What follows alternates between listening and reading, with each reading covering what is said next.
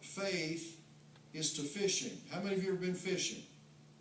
And how many of you ever been, you've ever gone and caught any big fish? Okay? I mean, you've gone to these places, not these little things, but I'm talking about big fish. I was in Canada one time, and I went they flew us way back into the boonies. And I mean, we went back in there, and there was only Indians back in there.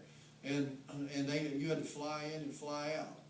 And you fly on this pontoon plane, and I mean, so it's virgin territory. You're out there where very few people fish, and we went way back. We went way back into the areas where no one's fished before, and there's these big northern pike, and they're 20 pounds, some of them 25 pounds.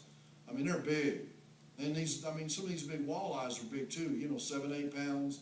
But you get these pike, and I mean, it's clear water. We're one day, my brother and I, my dad, we're in this boat, and all of a sudden, my brother's got his line out over here. And all of a sudden over here, I thought it was a log, but it was a fish. And it got a hold of my brother's line over here, and it pulled it under the boat. And my brother, instead of being patient, he jerked on that line, and here goes this, I mean, it's 20, 25 pounds anyway.